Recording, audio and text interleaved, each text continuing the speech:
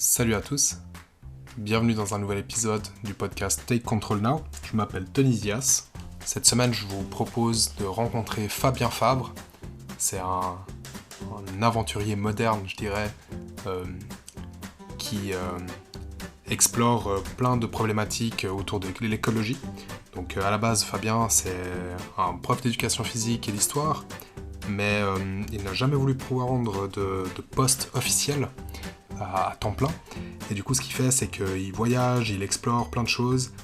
Typiquement, son dernier voyage, sa dernière aventure, ça a été de parcourir l'Europe du sud au nord, plus de 8000 km à vélo. Et comme si c'était pas assez dur, il l'a fait en se privant de toute utilisation de plastique à usage unique, donc interdit de consommer ça. Et aussi en réalisant un documentaire tout au long de son voyage, donc en se filmant lui-même ou bien accompagné par moments de son co-réalisateur sur le documentaire Un monde sous vide.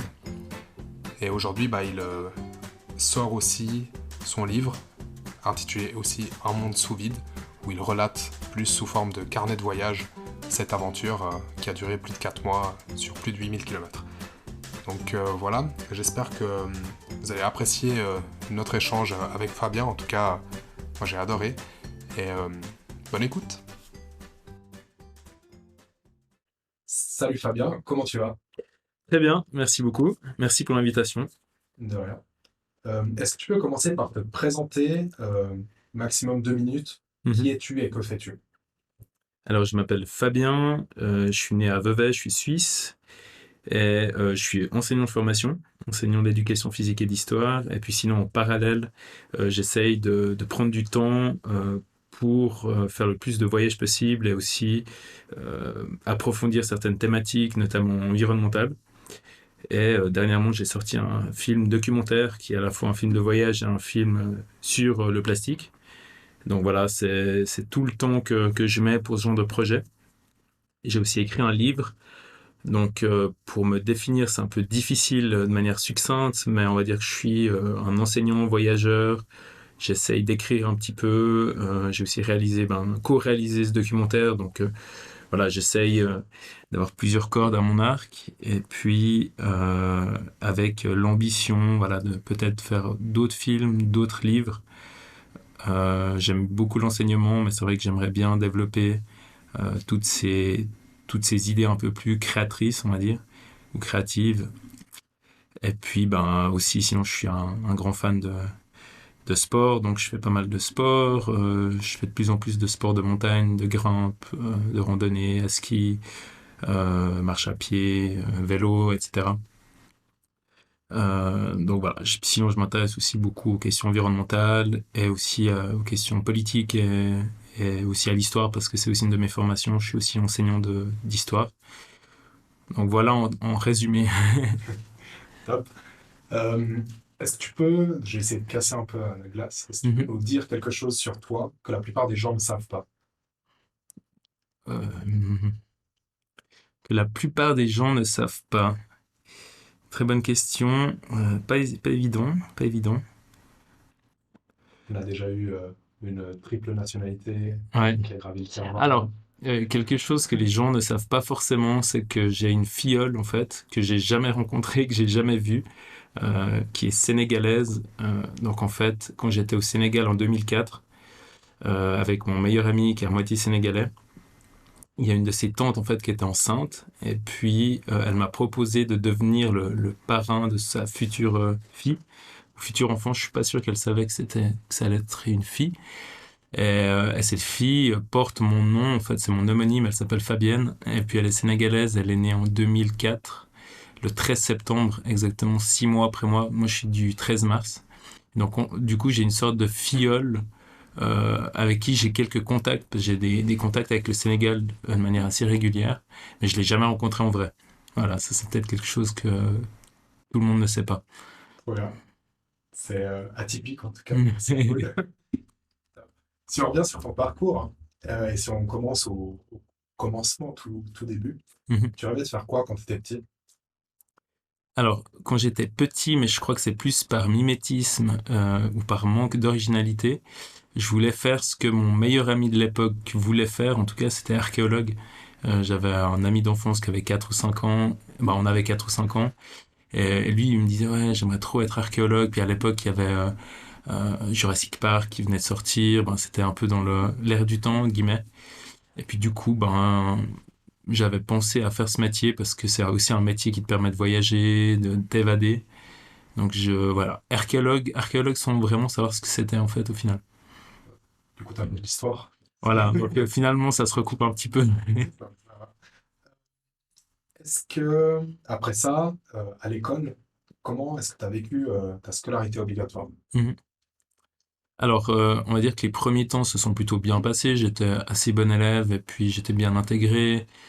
J'ai pas eu trop de soucis. C'était plutôt une chouette période. Et après, c'est vrai que au niveau secondaire, c'était un peu plus difficile parce que même si j'étais dans le meilleur niveau scolaire en Suisse, j'étais pas forcément très bon élève. J'avais un peu de la peine à travailler. J'étais assez assez oisif quoi. J'aimais pas trop travailler. Je préférais faire du sport à côté ou d'autres choses.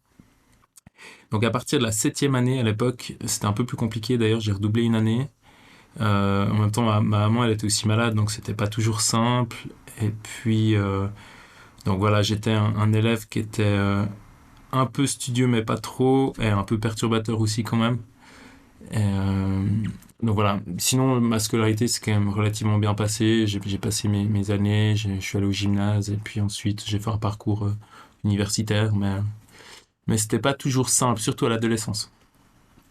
Ok, top. Quand tu dis que c'était pas toujours simple, c'était plutôt au niveau purement scolaire ou bien aussi au niveau entourage ou autre? Mhm.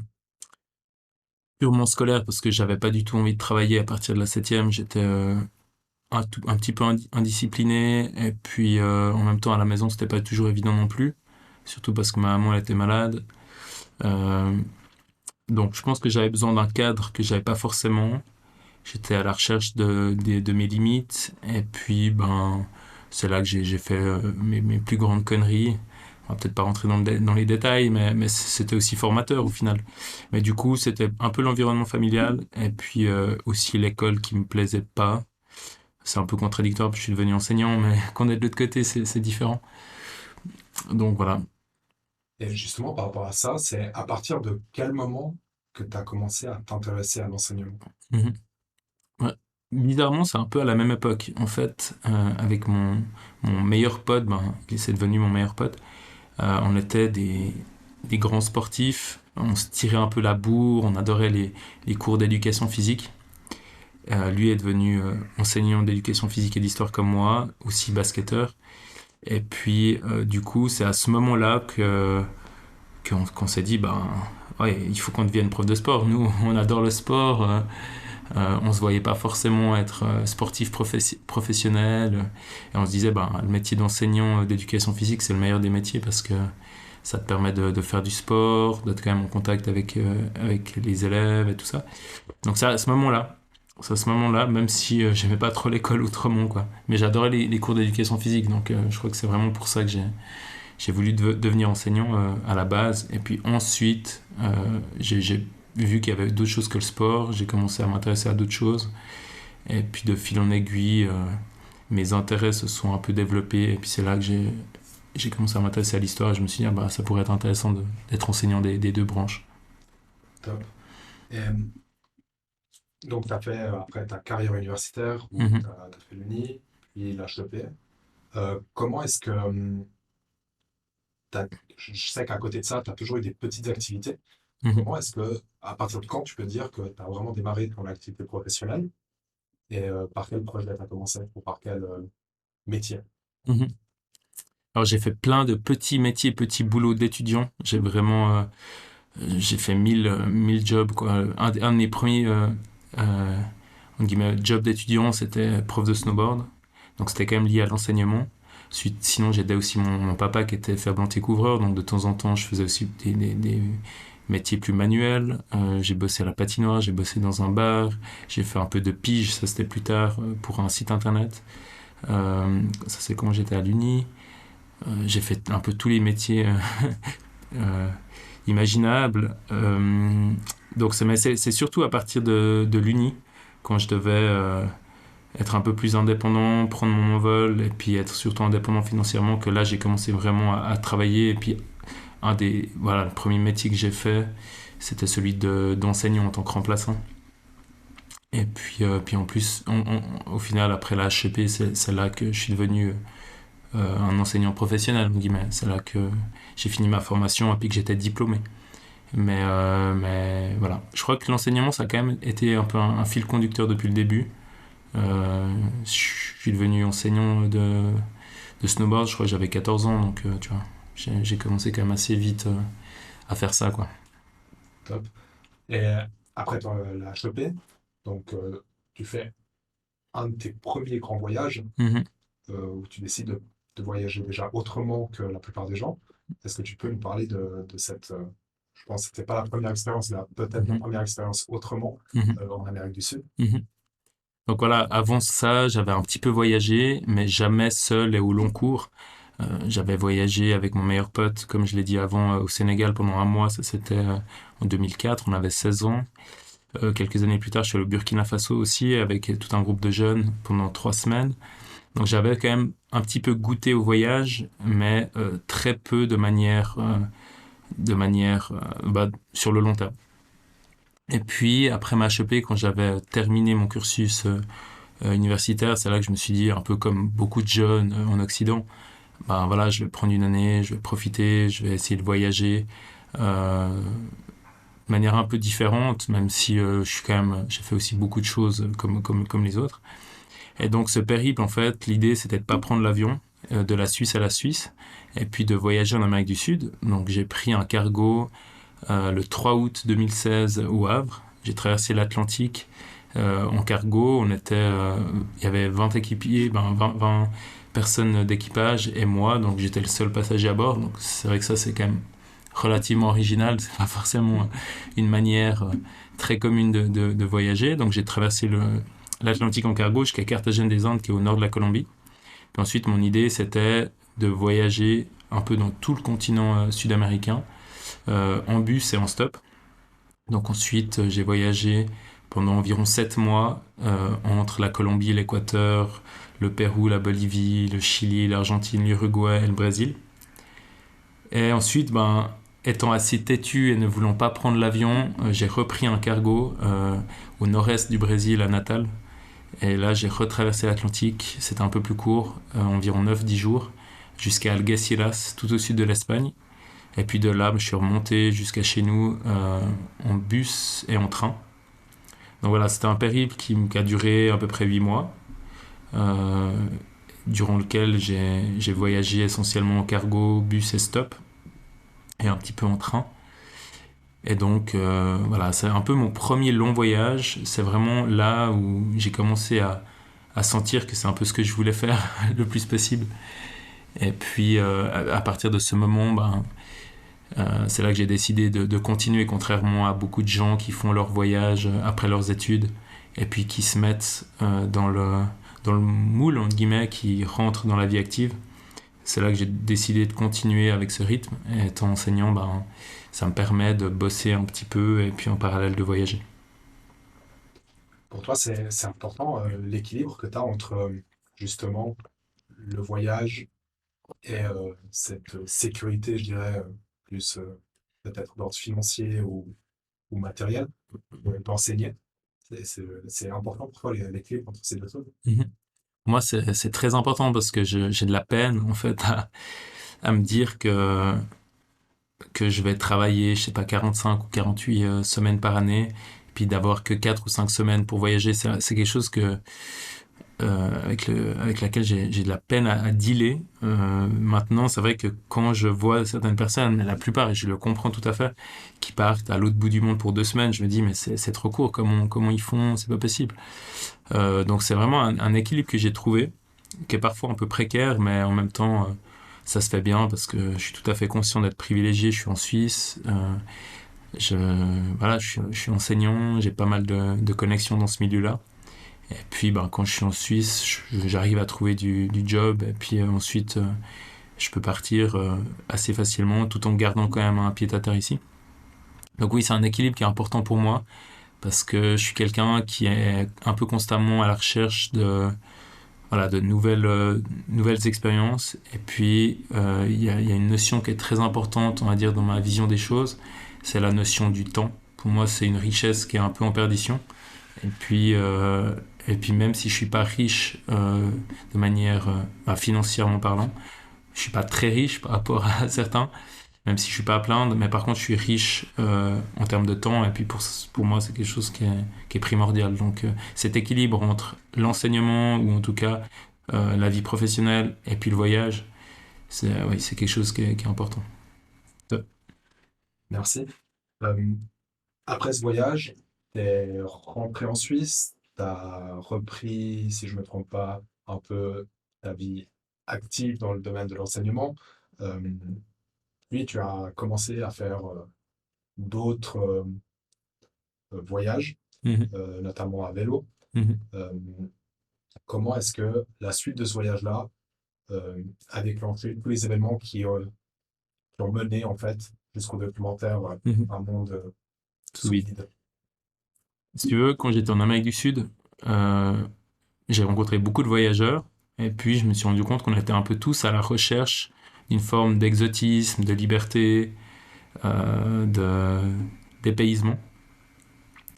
Et puis je me suis rendu compte que on avait tendance à aller à l'autre bout du monde pour être dans cette sorte d'extase, entre guillemets.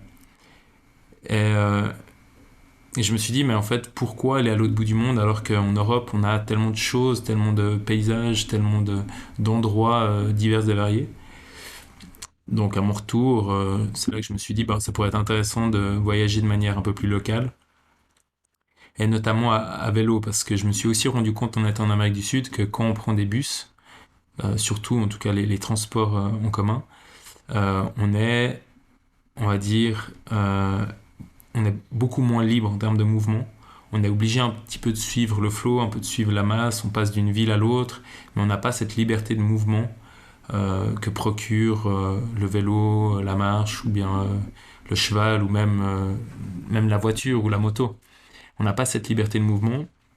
Du coup, à mon retour, je me suis dit, je pourrais voyager différemment, aimant bien le vélo, étant donné que c'était mon moyen de transport quotidien avec les transports publics. C'est là que je me suis dit, bon, allez, voyageons à vélo, et puis essayons de voyager de manière un peu plus locale. Ça rentre aussi dans ta démarche de ne pas prendre l'avion. Et c'est à ce moment-là que j'ai commencé à essayer d'explorer un petit peu l'Europe. Donc c'est vraiment dans cette idée de voyager de manière plus locale, de prendre aussi le temps, parce qu'avec le vélo, on peut vraiment s'arrêter où on veut, on est dans une forme de voyage qui est peut-être un peu plus humaine, on a un rapport au temps qui est différent, on peut s'arrêter où on veut, et donc à partir de 2017, là j'ai commencé à voyager à vélo. Top. Euh, donc tu as commencé par des trajets, je dirais, plus courts, plus Mhm. accessibles à tout le monde, je dirais. Euh, Puis petit à petit, tu as augmenté les distances jusqu'à arriver à ton dernier gros projet, Un monde sous vide. C'est le nom du documentaire. Et je suis pas sûr du titre du livre, mais avec le livre associé. Et là, tu as traversé l'Europe du sud au nord, sur plus de 8 000 kilomètres, si je ne me trompe pas. Mhm. Comment t'en es arrivé là? Alors donc en 2017, j'ai commencé à voyager à vélo, puis un de mes premiers longs périples, il a duré environ un mois, donc ça reste assez petit comparativement à certains voyages ou cyclo-voyageurs qui font des tours du monde. Mais mon premier voyage m'a mené dans les Balkans. Je suis descendu jusqu'en Albanie à vélo, jusqu'à Durrës. Et puis de là, je suis remonté en train. Et c'est vrai que durant ce périple, j'ai pu me rendre compte à quel point euh, on avait un environnement, on va dire, qui était relativement souillé par les déchets. Hein, quand on est sur sa selle, on a cette double liberté, celle de voir le paysage, le sentir, le ressentir, d'être vraiment de manière très, très concrète et proche des éléments qui nous entourent. Et puis, on a aussi cette liberté de réfléchir, de prendre le temps, de méditer, etc. Et puis, du coup, sur ma selle, j'étais se faire en Croatie. Parfois, je passais près de décharges à ciel ouvert. Et puis, du coup, je me suis dit, ben, ça pourrait être intéressant de faire un projet qui allie le voyage, qui est une de mes passions, à l'écologie, et puis notamment la problématique des déchets et du plastique. Donc c'est vraiment à ce moment-là que j'ai commencé à penser à ça. En même temps, en parallèle, quand j'étais en Suisse, j'organisais des actions de nettoyage au bord du lac. Et donc, c'est de manière naturelle, je me suis dit, ben, faisons ça, essayons d'unir ces deux passions pour faire un projet là autour.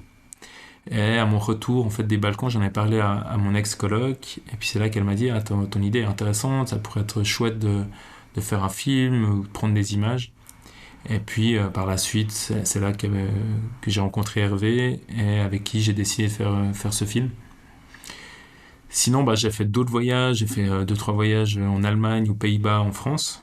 Mais c'est vrai que mon premier long voyage à vélo, c'est celui qu'on voit dans le film et dans le livre. C'est cette traversée de l'Europe à vélo d'un extrême à l'autre qui a duré 4 mois. Donc voilà, ça s'est fait de fil en aiguille, de rencontres, d'influences diverses. Et puis initialement, j'avais pas forcément pensé à faire un film. Et puis ensuite, ben, en rencontrant Hervé qui était à la recherche d'un projet pour un long métrage, c'est là qu'on s'est dit, ben, on pourrait unir nos forces et puis essayer de faire quelque chose qui pourrait toucher les gens et puis permettre aussi au grand public de voyager à travers ce périple. Ce projet, aujourd'hui que ça fait plus d'un an et demi, je crois que tu es rentré, Mhm. il représente quoi pour toi? Ouais, c'est une forme quand même d'accomplissement. Je dois être honnête, je suis quand même assez fier de ce qu'on a pu faire. Euh, voilà, moi, c'est pas, pour moi, c'est pas, je me considère pas comme Mike Horn ou autre. Je suis pas un explorateur, quelqu'un qui fait des choses totalement folles. Je pense que c'est accessible pour le plus grand nombre de voyager à vélo. Mais après, d'en tirer un livre, d'en tirer un film, d'essayer de sortir quelque chose qui tient un petit peu la route, qui a aussi un fond, parce que pour moi c'était important de faire un voyage avec une ligne directrice et puis avec une thématique assez précise que je pourrais approfondir. J'aime beaucoup voyager comme ça, de manière totalement libre et puis sans réfléchir à la route que je prends, etc. Mais j'aime bien, moi, avoir une sorte de fil conducteur et puis d'essayer de le suivre. Donc j'en tire quand même pas mal de satisfaction parce que ben, au bout on a sorti un film, il a quand même fait quelques entrées dans les salles de cinéma en Suisse romande et puis ben j'ai aussi sorti ce livre. Donc c'est une forme d'accomplissement après ces 5 ans de voyage en gros. Et de là ben j'aimerais bien que ça continue et puis faire peut-être d'autres projets. C'est difficile de s'arrêter, c'est une sorte de drogue en fait. Tu vois, on est un peu on est une sorte de drogué comme ça du voyage, du, ouais, du mouvement. Je me suis mis sous l'étoile du mouvement et puis je suis pas sûr de vouloir m'arrêter de sitôt. Après, je suis conscient que on est aussi soumis à des contraintes sanitaires en ce moment, ou aussi parce que bah voilà, on est en couple. J'aime aussi beaucoup la vie en Suisse, mais je sais pas, j'ai cette espèce de flamme qui me pousse à aller de l'avant, quoi, et puis à faire de nouveaux projets. Top. Tu parles de ligne directrice. Je sais que l'écologie, tout ce qui touche au plastique et au monde de demain, te touche particulièrement. C'est important pour toi. Mhm. Si on essaie d'approfondir cette partie-là, aujourd'hui, si je pose une question assez frontale, est-ce que tu es optimiste ou pessimiste par rapport à l'avenir ou au monde de demain par rapport à Mhm. l'écologie? Je dirais que je suis ni optimiste ni pessimiste, j'essaie juste d'être réaliste. Et puis, en étant réaliste, c'est vrai que le balancier me pousserait plus vers le pessimisme que l'optimisme. Euh, je pense qu'on est en retard sur beaucoup d'enjeux, que ce soit climatique. Euh, si on parle du climat, c'est les gaz à effet de serre, c'est l'acidification des océans, c'est la fonte des glaciers, etc. Mais après, on a aussi d'autres problématiques qui sont liées à l'empreinte humaine sur sur la nature, sur la biodiversité. Et puis, sans parler de la problématique du plastique, du fait que il y en a, à l'heure actuelle, on en trouve partout. On en trouve dans la fosse des Mariannes, dans les glaces de l'Antarctique, dans les glaciers, dans les Alpes, etc. Donc, c'est difficile d'être optimiste face au constat. Après, je pense qu'il y a une vraie prise de conscience depuis quelques années. Et donc, je pourrais dire qu'il y a une forme d'espoir. Il y a une forme d'espoir, mais je pourrais pas te dire que je suis optimiste. Ok, et si aujourd'hui on te donnait la possibilité de construire ton monde idéal, Mhm, imaginons dans 50 ans, toi tu le verrais comment? Enfin, mhm, avec toujours en gardant du coup ce réalisme mhm, mhm, dont tu parles, mhm, comment est-ce que toi tu imagines la meilleure façon possible d'être là dans 50 ans et comment est-ce qu'on fait mhm, cette transition? mhm, mhm. Euh, et j'ai lu un livre l'année passée, c'est Ecotopia, ça s'appelle. Et puis c'est justement un livre qui a été écrit dans les années, si je me trompe pas, 70, et qui parle de une forme de monde un peu idéal dans les années 2000 ou 2020, je me souviens plus bien. Et puis du coup, ça sera un monde qui ressemble un peu à celui-là, même si je suis conscient que c'est assez utopique. Euh, D'ailleurs, c'est une forme d'utopie ou de dystopie, mais plutôt d'utopie. Mais mon monde idéal, ça serait un monde qui serait beaucoup plus localisé, qui nous permettrait de reprendre un peu la main sur le temps.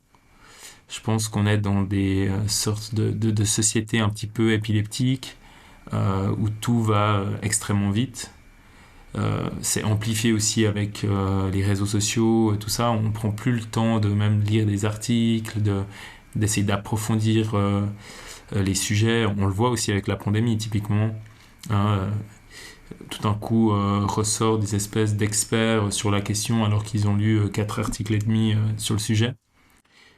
Alors qu'en parallèle, il y a des gens qui travaillent depuis 20 ans sur le sujet, et puis qui l'approfondissent vraiment, et puis qui ont un vrai regard sur ça. Donc, moi, j'aimerais bien finalement, qu'on reprenne la main sur le temps, qu'on revienne dans des échelles qui sont un peu plus locales. Ce qui ne veut pas dire que on n'oserait plus de temps en temps voyager au-delà de nos frontières, ou même au-delà de l'Europe, pour nous.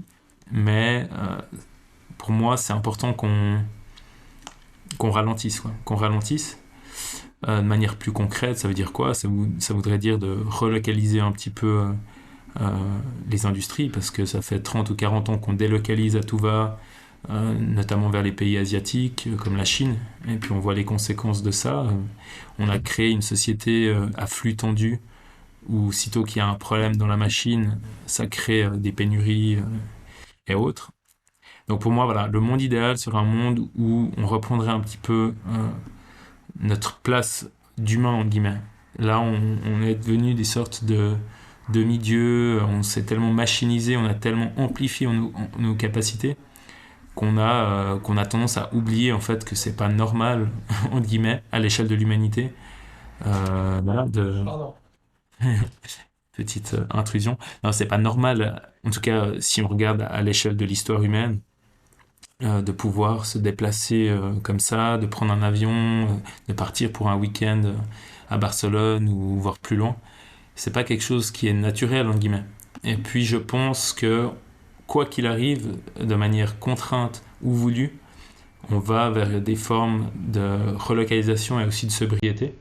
Parce que, en fait, le monde dans lequel on est, c'est un monde qui est totalement dépendant aux énergies fossiles.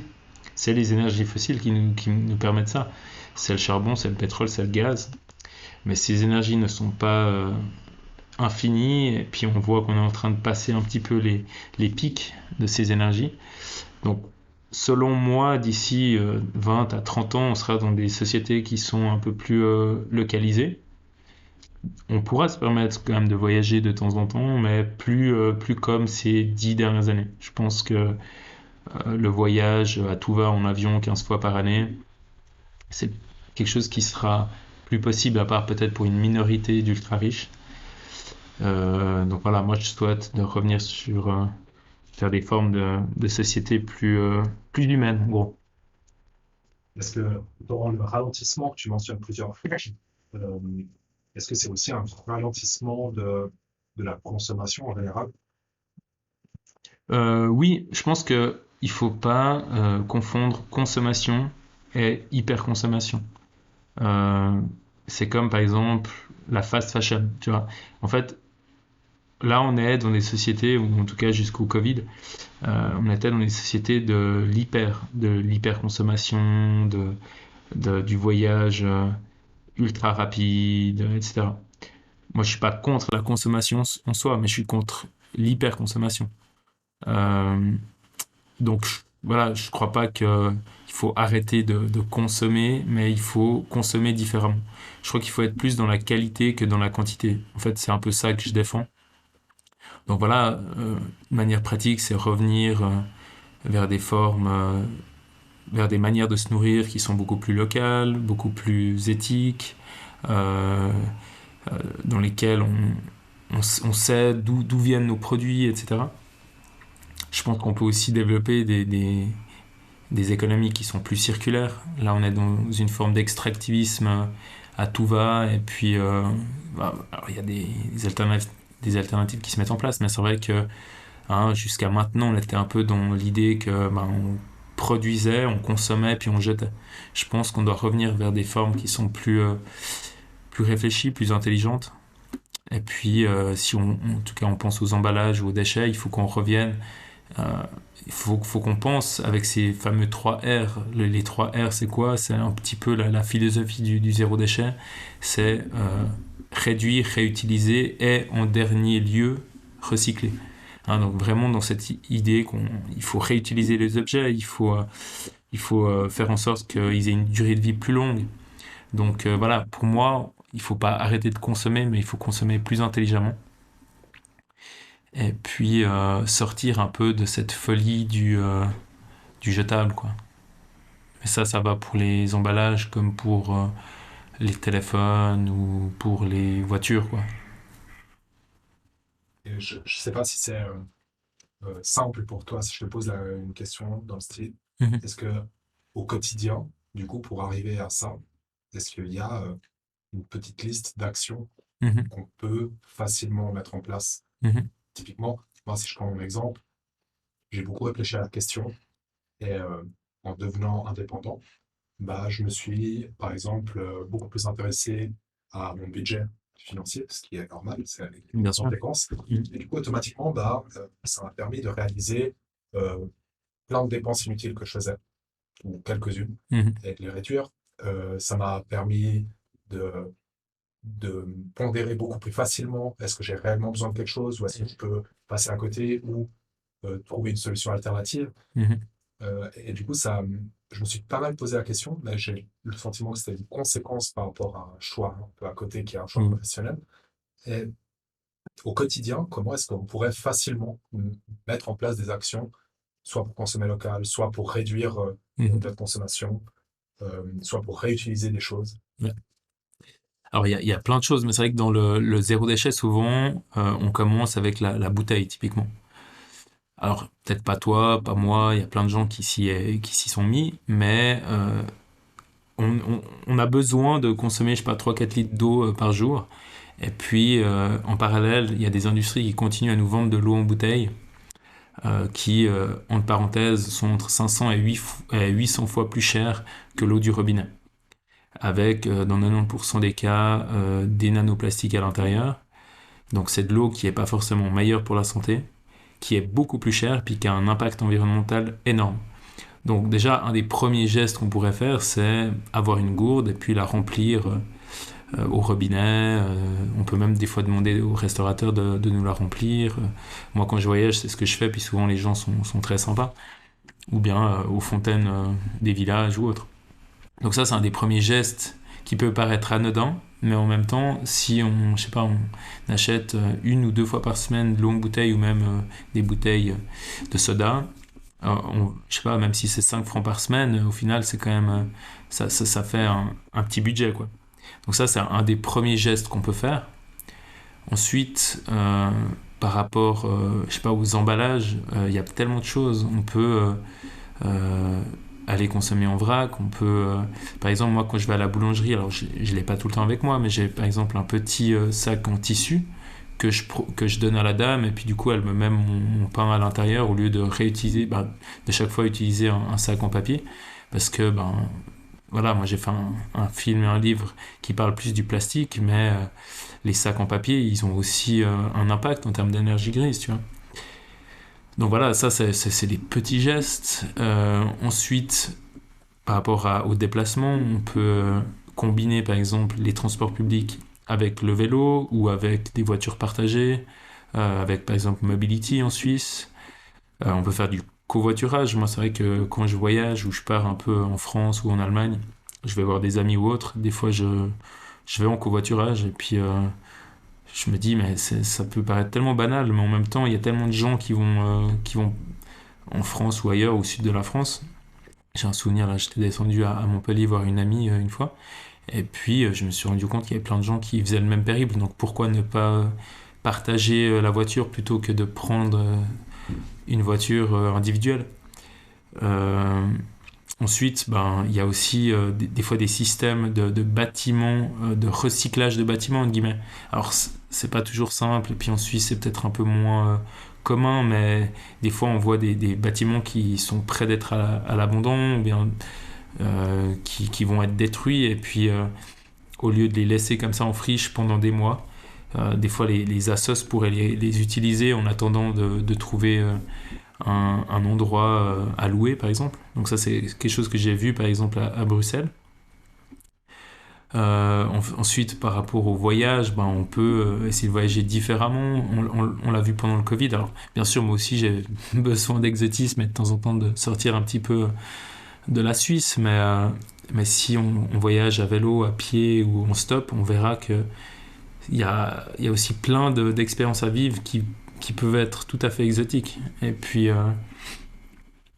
sans forcément prendre l'avion pour aller aux Maldives, par exemple.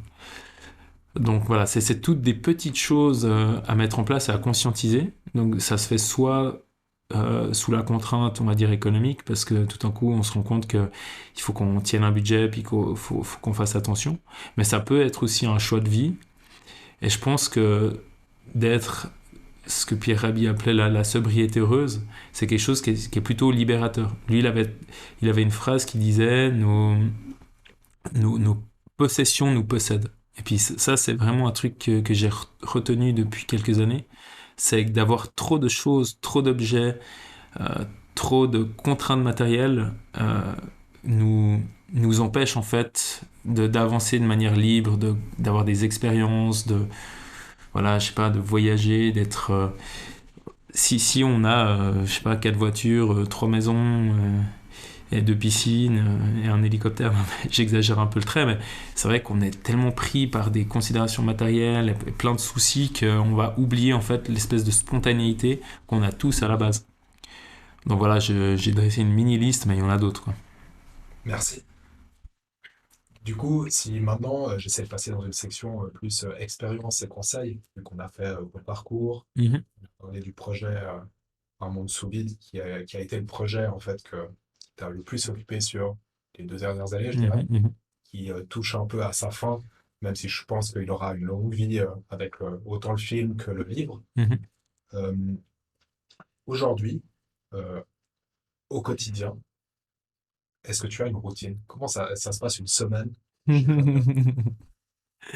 Ouais, j'ai une routine, alors c'est pas très spécial, mais tous les soirs je pose une tasse d'eau remplie d'eau, et puis le matin quand je me lève, comme ça je bois ma tasse d'eau qui est à température ambiante, et puis c'est une routine qui peut paraître très conne, mais c'est une routine que j'ai au quotidien. Mais à part ça, plus sérieusement, les routines que je peux avoir, c'est d'essayer, alors j'arrive pas toujours, mais d'éteindre mon téléphone ou de le mettre sous mode avion 1 heure avant d'aller au lit, de manière à me recentrer et puis à lire, à faire autre chose que d'être derrière un écran. Donc ça, c'est une routine que j'essaie de mettre en place, mais que j'arrive pas toujours, c'est pas simple. Je suis aussi hyper connecté, alors ou très connecté. Euh, Après, c'est vrai que j'ai une vie qui n'est pas très routinière dans le sens où de temps en temps je travaille, de temps en temps j'enseigne. Ensuite, j'ai un moment de creux. Et puis durant ces périodes, En tout cas, en ce moment, je présente mon film de temps en temps dans les écoles. Je fais un peu de promotion pour mon livre. Là, je vais bientôt livrer mon livre à vélo dans le canton de Vaud. Sinon, bah, j'essaye de prendre du temps pour faire du sport. Je vais un peu grimper, je fais un peu de randonnée. Là, en ce moment, c'est un peu plus difficile pour le vélo, mais ça va bientôt se substituer avec la saison de ski qui commence. J'essaie de prendre du temps pour lire aussi. Donc, j'ai pas une vie qui est très réglée. J'ai une vie qui est à la fois un peu casanière et un peu aventurière, entre guillemets. J'essaye de partir camper quand je peux. J'essaye d'être un peu quand même dehors. Maintenant, j'habite assez proche de la montagne, donc ça me permet d'être plus facilement au grand air. Mais ouais, mes petites routines, c'est vraiment par rapport à cette déconnexion le soir.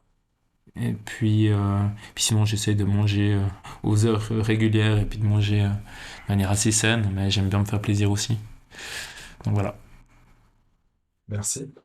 Euh, Par rapport à toute ton expérience que tu as accumulée au long des dernières années, au niveau du voyage, au niveau de l'enseignement et autres, est-ce que tu as eu des difficultés particulières qui t'ont marqué ou à un moment donné, tu as dit, là, c'est dur, Pendant le voyage ou bien ou en, dans ma vie en général? en général? Euh, alors oui, des difficultés pendant le voyage, il y en a, comme dans la vie de tous les jours. Là, durant mon dernier grand voyage à vélo, c'était surtout en Norvège. Pendant 10 jours, j'ai eu une pluie continuelle. Et ça, c'est vrai que c'était assez difficile, surtout moralement, alors physiquement aussi, parce que j'avais froid. C'était durant l'été 2019. Euh, à ce moment-là, en fait, en Europe centrale, c'était la canicule. Mais là où j'étais en Norvège, c'était plutôt le grand froid. Il faisait entre 4 et 10 degrés. Et il faisait que de pleuvoir. Donc ça, c'était quand même assez difficile, surtout quand on dort sous sa tente ou bien dans des abris de fortune. Donc ça, c'était une étape qui était assez difficile quand même de mon voyage. Ensuite, dans la vie de tous les jours,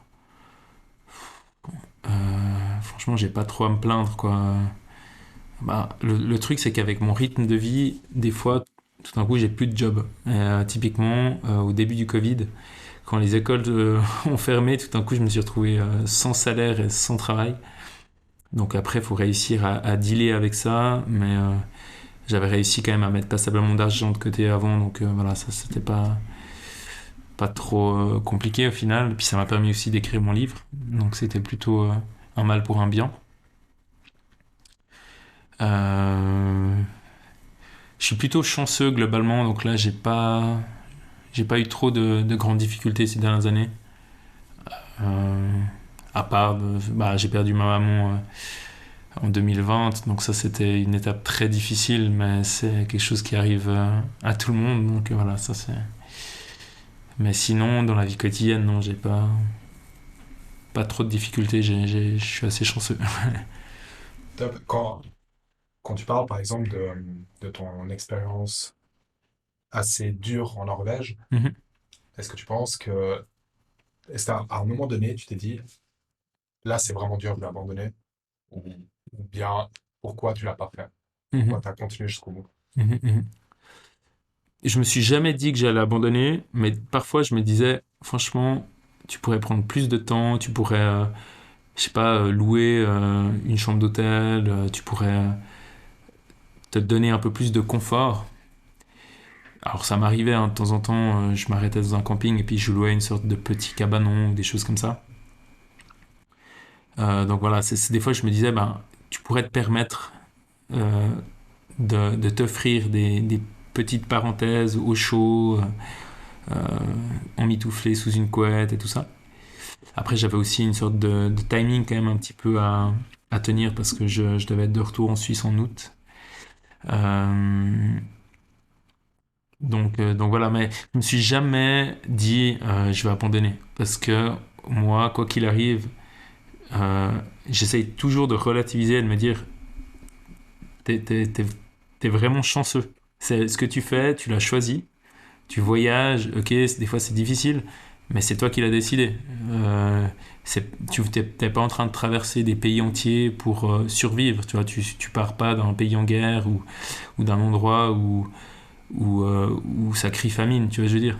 Donc, je, j'essaye quand même toujours de garder en tête que je suis un petit Suisse euh, qui a été vraiment gâté, et puis je peux pas me permettre de m'arrêter et de me dire ouais, c'est trop dur. Non, non, non, ça me vient presque jamais en tête, quoi. Du coup, est-ce que ces difficultés t'ont quand même, vu que tu relativises, comme tu dis, beaucoup, Mhm. t'ont t'ont beaucoup apporté? Oui, clairement, non, ces difficultés, elles te forgent quand même, elles te forgent un caractère. Certains diront un caractère d'acier, mais sinon je pense à une autre expérience que j'ai vécue en Amérique du Sud, en Colombie. J'ai attrapé la dengue, et puis c'est vrai que ça c'était une étape assez difficile parce que c'était le début de mon voyage. Je parlais pas très bien espagnol. J'étais dans une grande ville polluée, un peu au milieu du pays où il n'y avait pas grand chose à faire. Et puis j'ai surtout pas mal souffert. J'ai vraiment souffert plusieurs semaines. J'avais de la peine à retrouver ma santé. Donc ça, c'est le genre d'expérience qui te forge et puis qui te permettent de, ensuite, lors d'autres difficultés, de relativiser et de te dire, bon, ça va, c'est pas si pire comme on dirait au Québec. Euh, j'ai vécu des choses qui sont plus difficiles. Merci. Sinon, avec toute ton expérience, quelle a été pour toi la plus grande fierté?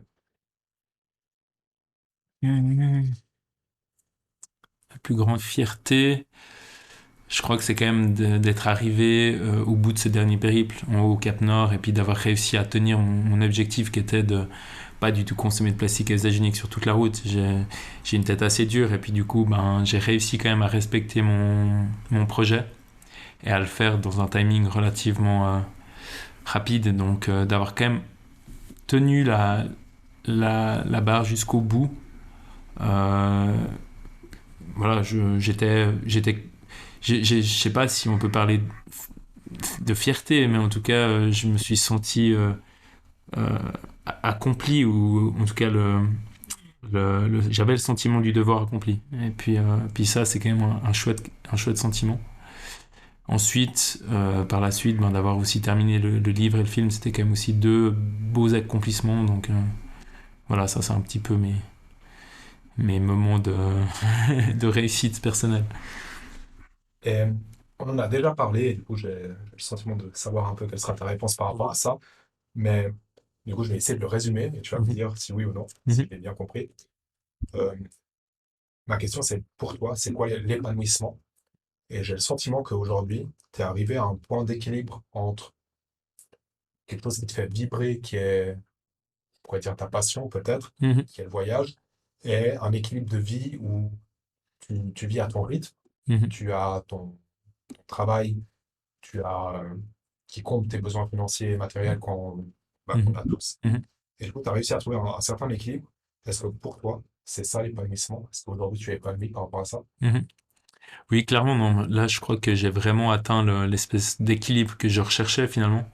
C'est ce rythme de croisière qui me permet d'allier mes passions à une vie privée qui est aussi tout à fait épanouissante, et puis une vie professionnelle qui m'enrichit aussi, même si j'ai cette volonté quand même voilà, de faire autre chose que de l'enseignement. Pour être honnête, j'aimerais pouvoir, si je peux, vivre un peu plus de mes passions que de l'enseignement. Mais pour moi, c'est ça le bonheur, c'est finalement d'essayer de répondre à ces attentes, et puis d'en être surtout conscient. Parce que des fois, on est à la recherche comme ça de plaisir un peu futile et tout ça, puis en se disant, ouais, mais demain ça ira mieux, demain je serai heureux, etc. Et puis on fait une sorte de liste de commissions, mais malgré tout, quand on arrive au bout de la liste, on n'a pas l'impression d'être heureux. Donc moi déjà, je différencierais le plaisir et le bonheur. Et ma recherche, c'est plus celle du bonheur, justement. Et le bonheur c'est une sorte c'est une sorte d'extase qui est plus longiligne et sur le long terme. Et c'est une forme d'équilibre à trouver. Donc je crois que je l'ai trouvé. Après, bien sûr, là-dedans, Euh, je- voilà, là-dedans, j'aimerais pouvoir engranger d'autres choses et puis développer d'autres facettes. Mais oui, être dans l'équilibre, quoi. C'est vraiment trouver son équilibre, autant professionnel, familial et passionnel, entre guillemets. Parfait, tu as répondu à ma question suivante. En fait, souvent, quand je pose la question de l'épanouissement, euh, ma question d'après, je demande si, du coup, cette définition, c'est la définition du bonheur. Du coup, j'ai le sentiment que tu viens d'y répondre et puis Chouette, parfait. que c'est assez bien dans cet équilibre. J'aime beaucoup ta réponse. Euh, Tout au long de ton parcours jusqu'à aujourd'hui, à quel point ton entourage proche a été important pour toi? Donc, dans tes aventures, au niveau de ta formation aussi, de tes études universitaires, à quel point ton entourage a été important? Alors, durant mes voyages, c'est vrai que ma maman, elle était assez présente parce que c'était un peu ma première fan. Et puis, elle avait tendance à, voilà, à m'envoyer des messages de voilà, d'encouragement. Et puis, sitôt que on parlait de moi, elle le partageait à tous ses amis, etc. Donc, elle m'a beaucoup soutenu d'un point de vue émotionnel peut-être ou psychologique. Ensuite, par rapport à mon parcours universitaire, je pense que mes parents, ils m'ont apporté beaucoup de choses petits en termes de joie de vivre, en termes d'amour. J'ai été très gâté, donc j'ai vraiment manqué de rien. Puis ensuite, ça c'est un petit peu plus peut-être ma casquette de sociologue qui va parler, mais je crois que j'ai eu la chance d'aller en VSB. Et puis en allant en VSB, en fait, j'ai commencé à côtoyer des gens d'un milieu socio-économique un peu plus élevé que le mien. Je pense que je suis issu d'une famille de classe moyenne inférieure. Et puis là, j'ai commencé à rencontrer des gens plutôt de classe moyenne supérieure, des fils de médecins, etc. Et puis, grâce à eux, grâce à ce qu'on appelle la socialisation secondaire en termes sociologiques, j'ai pu accéder à tout un corpus de valeurs auquel j'aurais peut-être pas pu accéder en tant que petit garçon d'une petite famille veuvezane, si tu veux. Donc là, mes parents, ils ont joué peut-être un rôle un peu moins important. C'est plus mes amis finalement qui m'ont ouvert les portes de tout un univers que je ne connaissais pas, qui ont commencé à me parler, je sais pas, de voyage, de littérature, de culture, je sais pas, de cinéma, etc. Et puis, grâce à eux, grâce à mes pairs, PAIRS, j'ai pu m'enrichir et grandir. Et c'est là, c'est grâce à eux finalement, ou en tout cas de manière indirecte, et aussi mes enseignants, que j'ai pu accéder ce plaisir, par exemple, d'écrire, de réfléchir sur le monde.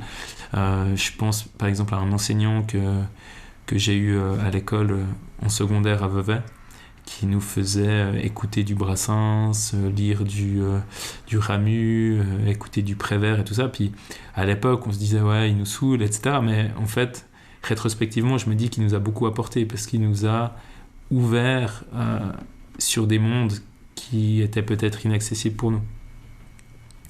Donc voilà, pour moi, c'est vraiment une espèce de entrelac de relations familiales, amicales, de relations élèves-enseignants, et puis aussi culturelles, parce que là, je suis né en Suisse, et puis on a la chance d'avoir des télévisions qui font quand même du travail de plutôt bonne qualité, et puis tu as accès à des documentaires ou des reportages. Bon, voilà, c'est toutes ces choses qui font que tu deviens ce que tu es. Et puis, j'ai peut-être aussi oublié le monde du sport parce que voilà, le fait d'avoir fait aussi du sport à relativement bon niveau et puis d'être pris dans des groupes avec des interactions diverses et variées fait que tu te développes et puis tu as accès à tout ça, quoi, à, ouais, à des cultures différentes qui t'enrichissent. Merci. Maintenant, si avec tout ce que tu sais, l'expérience que tu as accumulée, si tu pouvais te donner un conseil à toi-même quand tu avais 20 ans, tu lui dirais quoi? Alors, euh, si je pouvais donner un conseil à moi, quand j'avais 20 ans, ça serait euh, essaye de t'enrichir euh, de toutes les expériences, bonnes comme mauvaises, qui viennent à toi, en faisant en sorte quand même de garder une certaine éthique, mais enrichis-toi, vis, découvre, rencontre. Ça, c'est vraiment, je pense, des choses qui sont primordiales. C'est comme ça ça revient un petit peu à ce que je disais avant, mais c'est comme ça qu'on développe des compétences. Mais essaye aussi de garder un regard critique sur le monde, sur voilà, les rencontres que tu fais. Essaye de prendre du recul et pas non plus euh, croire à tout ce qu'on te dit, quoi. Donc ça, voilà, enrichis-toi, mais en gardant une forme de regard critique. Top. Et à l'inverse, dans 10 ans, tu seras où et tu feras quoi? Alors dans 10 ans, j'espère être en Suisse toujours, parce que c'est quand même, je pense que c'est important d'avoir des racines, et puis je suis tellement bien dans ce pays, j'aime ce pays, donc j'espère être en Suisse, j'espère être toujours aux côtés de ma copine, et puis j'espère surtout avoir grandi en termes artistiques, en guillemets. Si je peux dire, je me considère pas comme un artiste, mais voilà, maintenant que j'ai écrit un livre, écrit ce film, co-réalisé ce film, j'aimerais pouvoir développer encore plus cette facette et si possible dans 10 ans, avoir fait d'autres livres et potentiellement peut-être vivre un petit peu de ça, sans devenir un grand écrivain ou un grand cinéaste, mais si j'arrive à vivre un peu de ces passions, du voyage, de l'écriture, de la réalisation de documentaires, je serais vraiment comblé, quoi. Je le suis déjà hein, maintenant, mais si j'arrive vraiment à faire de ces passions une forme de profession, ouais, je serais très heureux. Plein de belles choses qui nous attendent du coup. Exactement, on en reparlera. Avec tout ça, est-ce que au fil de ton parcours, tu as côtoyé ou bien est-ce que tu as eu des personnes inspirantes autour de toi que tu connais ou non? Parce que des fois, on est inspiré par des personnes célèbres et du coup, voilà. Est-ce que tu as eu des personnes inspirantes autour de toi qui t'ont particulièrement marqué? Alors, autour de moi, bah, il y a des amis déjà qui t'inspirent de par leur manière de voir les choses, de par leur éthique. Donc moi, j'ai deux, trois amis comme ça en tête qui m'ont beaucoup influencé. Je vais pas forcément dire les noms, mais c'est vrai qu'ils m'ont influencé un peu comme je le disais avant, ils m'ont permis justement de m'ouvrir à des choses, à des mondes, à des univers. Donc je pense que les relations amicales sont vraiment primordiales. Ensuite, j'ai aussi mes copines, les quelques copines que j'ai eues, elles m'ont aussi pas mal influencé, pas mal aidé à grandir. Après, il y a deux, trois rencontres fortuites peut-être, des gens que tu rencontres en soirée, euh, je sais pas, par exemple Mark Kelly, tu vois, typiquement, on a travaillé avec lui, musicien, chanteur, qui vient du coin, mais qui est originaire de Manchester. Et puis lui, ben, voilà, on n'est pas très très très proches, mais c'est vrai que il a aussi, c'est le genre d'anti-star qui t'inspire parce que c'est quelqu'un qui, pour moi, a un talent fou et ça pourrait devenir une star à la hauteur un peu de Bastien Becker, en guillemets, tu vois. Mais en même temps, il a une éthique qui est tellement ancrée, tu sais, il est vegan, il vit dans une petite maisonnette et puis il a pas trop envie d'être sous les projecteurs. Et du coup, c'est le genre de personne qui te donne un bon coup derrière la tête, quoi. Euh, Puis sinon, bah oui, comme tu l'as dit avant, il y a plein de célébrités, d'écrivains, de philosophes, même de stars de cinéma ou n'importe qui m'ont influencé, mais comme tout le monde. Est-ce que tu en as quelques-unes en particulier en tête Mhm. que tu pourrais citer? Ouais. Alors, ça, ça tombe bien ou ça tombe mal, mais il est décédé il y a quelques jours, c'est Pierre Rabhi. Donc Pierre Rabhi, pour ceux ou celles qui ne le connaîtraient pas, c'est un agriculteur, philosophe qui vivait en Ardèche. Et puis lui, il a passablement influencé ma vision du monde, surtout après la lecture d'un de ses livres, Vers la sobriété heureuse, que j'ai lu en 2013 ou 2014, je ne me souviens pas. Puis lui, c'est quelqu'un qui aspire ou qui aspirait à une vie beaucoup plus en relation avec la terre, quoi. Donc c'est quelqu'un qui vivait de manière presque autonome dans une ferme et qui aspirait à ce qu'on ralentisse un peu justement. Donc lui, il m'a pas mal inspiré. Et sinon, j'ai en tête forcément, c'est un peu mon mentor, c'est Sylvain Tesson, qui est un grand, grand, grand écrivain voyageur français. J'ai lu presque tous ses livres et puis lui, il m'inspire vraiment au quotidien parce que il a fait des voyages juste extraordinaires et puis surtout des restitutions de ses voyages dans des livres magnifiques.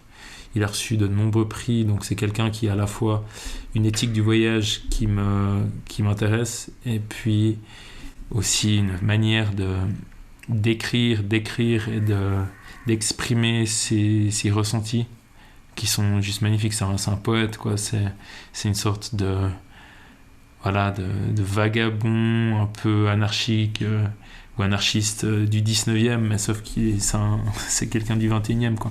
Donc lui, il m'influence beaucoup aussi. Merci. On arrive sur les questions un peu de la fin. Mhm. Euh, donc, je t'ai demandé de préparer juste une petite liste Ouais. parmi mes. Bon, je vais reparler un petit peu des deux, trois personnes que j'ai citées, mais il y en aura d'autres.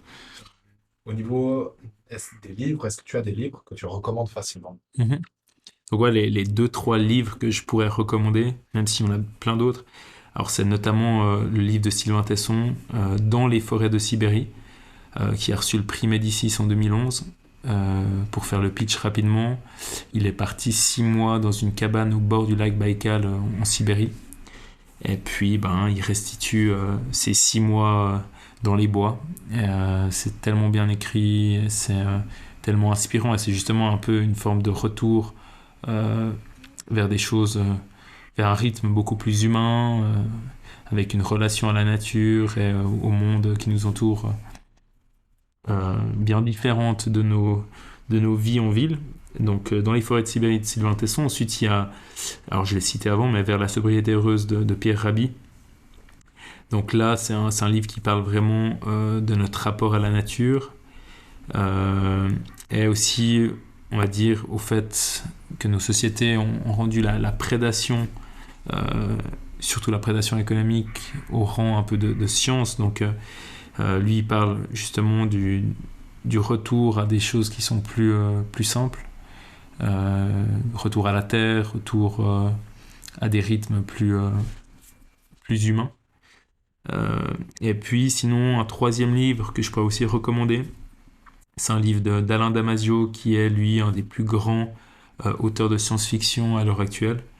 Et c'est un de ses derniers livres qu'il a sorti, je crois, en 2019, c'est Les Furtifs. Et là, c'est une sorte de dystopie, mais assez proche, sur ce que pourrait être la France dans les années 2030 si l'espèce de développement technologique, mercantile en guillemets, s'intensifie avec une forme de surveillance de masse, mais une surveillance qui serait assez diluée, assez molle en guillemets. Pas une surveillance à la chinoise, mais une surveillance vraiment à la... typique, c'est un peu ce qu'on vit finalement, mais via les algorithmes et tout ça. Et puis du coup, c'est un livre qui est aussi très intéressant. Puis lui, il a une écriture qui est assez magique, entre guillemets. Il utilise beaucoup de néologismes. Et puis, c'est quelqu'un aussi qui est très inspirant. Donc, Les Furtifs d'Alain Damasio. C'est un peu les trois livres que je pourrais conseiller, même s'il y en a plein d'autres. Merci. Au niveau des films ou documentaires, Mhm. est-ce que tu as aussi des choses que tu recommandes? Ouais. Donc pour les documentaires, alors, moi j'en ai aussi bouffé pas mal depuis pas mal d'années, mais un grand classique qu'on retrouve d'ailleurs sur YouTube, qui est gratuit, C'est le film de Yann Arthus Bertrand, Home. Donc là, c'est que des images vues du ciel. Et puis, l'idée, c'est un peu de montrer les conséquences de l'activité humaine sur la Terre. Et c'est un film qui est magnifique, avec des images, mais à couper le souffle, des musiques qui sont toutes plus belles les unes que les autres. Donc voilà, ça, c'est un film documentaire qui est assez marquant, qui est sorti, je crois, en 2009 et qu'on retrouve sur YouTube. Et puis sinon dans les fictions, alors moi je suis aussi très film de fiction et j'adore en regarder. Et puis un des grands classiques que j'aime beaucoup, c'est Shining de Kubrick. J'adore le plan au début. Alors c'est pas un plan en drone parce qu'à l'époque ça n'existait pas, mais c'est un plan en hélicoptère. Et puis là il monte justement le long d'une route de montagne pour arriver dans son hôtel où il va passer l'hiver en gardiennage entre guillemets. Puis c'est un film d'horreur, mais c'est un film aussi beaucoup sur la folie d'être un écrivain, parce que ça parle de quelqu'un qui veut écrire un livre là-bas et tout ça. Puis ouais, c'est un film qui est assez incroyable, mais après il y en a d'autres, quoi. Mais j'aime bien les films de Kubrick, donc Shining, c'est une bonne porte d'entrée, quoi. Top. Est-ce que tu as une citation? Citation. Alors, citation, donc là, c'est une citation d'Edgar Morin, qui est lui une autre personne qui m'a aussi passablement inspiré, dont j'ai pas parlé avant, mais Edgar Morin, pour ceux qui ne le connaissent pas, c'est quelqu'un qui a à l'heure actuelle 100 ans ou 101, je sais plus maintenant. Et puis, donc, c'est un philosophe sociologue français qui a vécu la résistance durant la Deuxième Guerre mondiale, la guerre d'Algérie, et puis qui a beaucoup écrit sur la société, et puis qui a une vision très systémique, très holistique, entre guillemets. Et puis une citation de lui, c'est Nous sommes technologiquement triomphants, mais culturellement défaillants. Donc je trouve que ça résume bien la situation, c'est que finalement, on est dans une société qui aurait tout pour bien faire, avec des technologies qui sont tout à fait... qui pourraient en tout cas nous aider à répondre à nos problématiques environnementales, climatiques et autres. Mais c'est vrai qu'on est dans une culture, notamment un peu de la prédation, du surconsumérisme, tout ça, qui fait que on n'arrive pas à répondre à nos problèmes. Donc voilà, je trouve que cette citation, elle résume bien la situation. Merci. Est-ce que tu as une question que tu aurais aimé que je te pose pendant l'interview? Non, je crois que tu as vraiment bien fait le tour, et puis c'était intéressant parce qu'on est aussi parti un peu dans des questions un peu philosophiques, en guillemets, donc c'était vraiment chouette. Je vois pas vraiment d'autres questions que tu aurais pu me poser, mais si tu en as d'autres, n'hésite pas. On pourra refaire un épisode dans quelques temps, si Avec jamais plaisir. on en a d'autres. Est-ce qu'à l'inverse, tu as une question que tu aimerais me poser? Quelles sont tes attentes par rapport à ces podcasts? Est-ce que tu aimerais faire ça de manière professionnelle, ou bien c'est vraiment quelque chose que tu fais par pur hobby et avec cette volonté de rencontrer des gens, ce que je trouve très beau, mais voilà, quels sont un peu tes objectifs? Alors aujourd'hui, j'en ai aucun d'objectif Mhm. professionnel avec le podcast parce que c'est pas mon métier à la base déjà et parce que j'ai le sentiment que le modèle économique derrière, ils sont très très complexes. Soit Mhm. il faut une très très grande audience, Mhm. quelque chose qui ne m'intéresse pas particulièrement, soit il te faut des partenaires. C'est un peu les deux possibilités de pouvoir un peu vendre ton contenu. Mhm. Au niveau des partenaires, ça pourrait être intéressant de rencontrer des gens pour, typiquement, là, on enregistre souvent dans le même lieu. Pourquoi pas un jour que ça devienne un partenariat, Mhm. ou pour des choses qui me tiennent à cœur, peut-être en parler pour faire la promotion de ça. Mhm. Mais du coup, c'est toujours lié un peu à l'audience Ouais. et je suis pas convaincu que c'est quelque chose qui m'intéresse. Euh, Par contre, par rapport aux rencontres, là, ça fait, je crois que tu es le septième ou huitième invité. Mhm. Euh, Il y a des gens que je connaissais déjà, dont tu fais partie, on a fait Mhm. du sport pendant longtemps ensemble. Mhm. Euh, il y a des gens que je connaissais pas du tout, qui ont été des rencontres incroyables aussi, pendant 1 heure et demie, de parler de choses souvent très profondes, avec des gens que je connais pas, que j'ai rencontrés le jour de Mhm. l'enregistrement. Et, et juste pour ces expériences-là, j'ai envie de continuer. Mhm. Parce que ça m'apporte beaucoup en termes personnels, en termes professionnels aussi. Je peux poser des questions euh, sur des gens qui sont un tout petit peu plus avancés que moi, ou même des gens qui ont échoué, et Mhm. essayer de comprendre pourquoi, et puis s'ils sont ouverts à en discuter.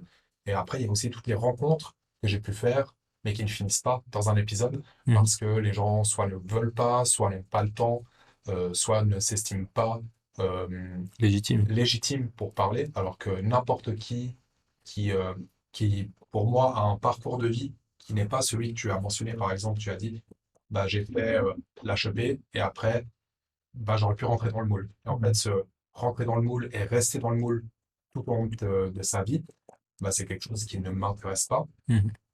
Et dès que tu sors de ça, bah, moi, je veux bien passer 1 heure ou 2 ou plus avec toi pour bah, discuter de pourquoi tu as décidé de ne pas faire comme tout le monde ou comme on te dit depuis tout petit, Mhm. ah, fais ça.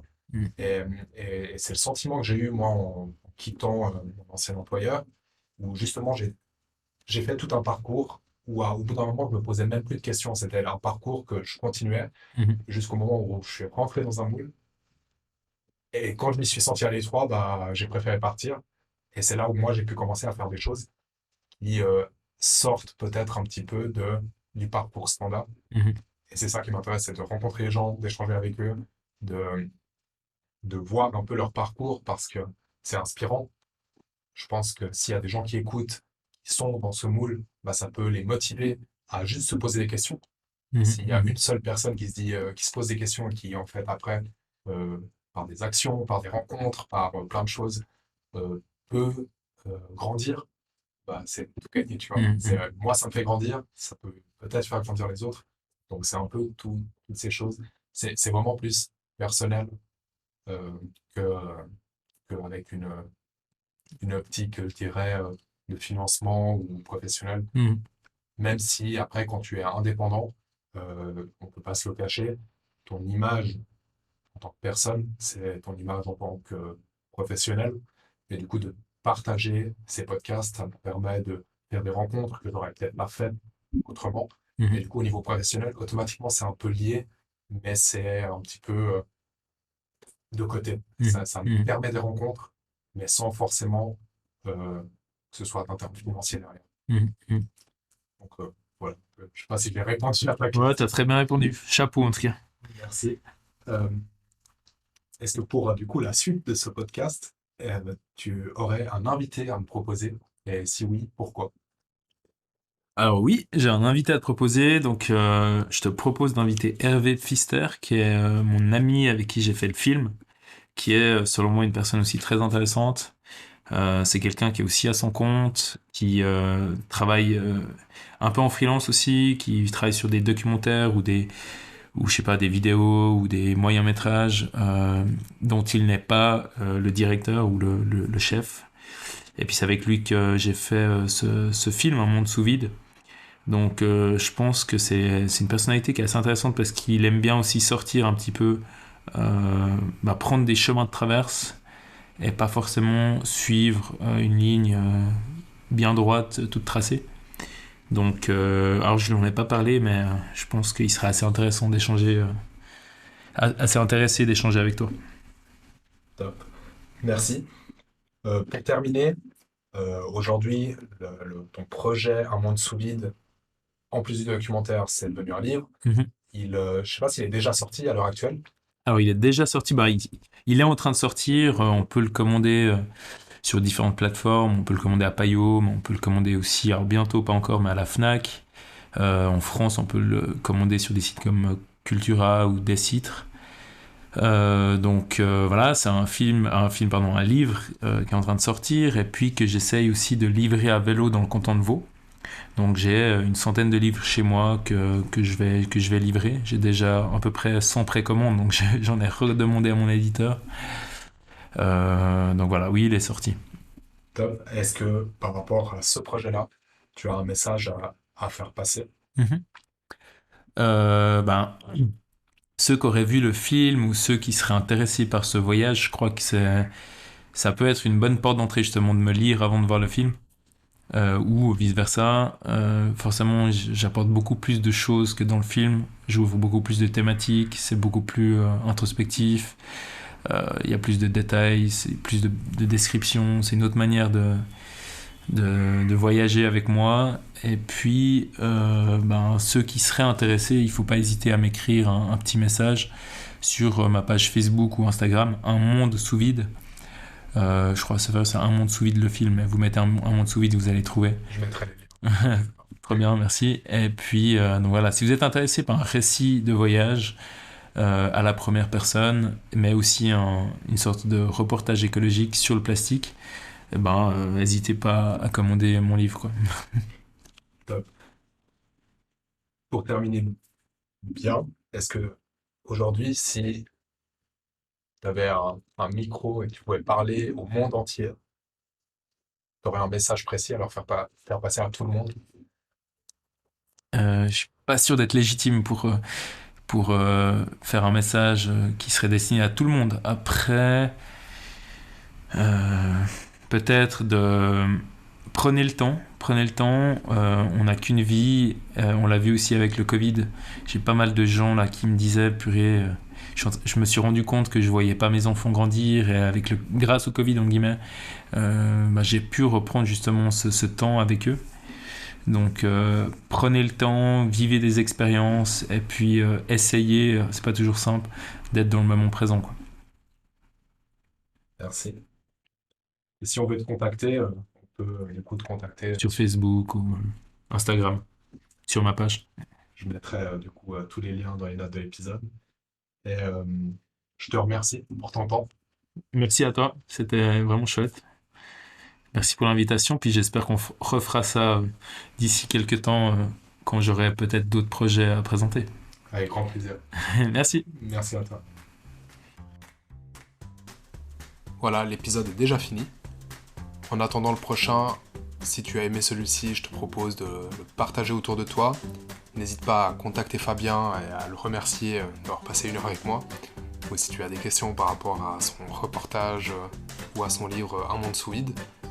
De toute façon, toutes les références, elles sont dans les notes de l'épisode. Et à tout bientôt pour le prochain épisode.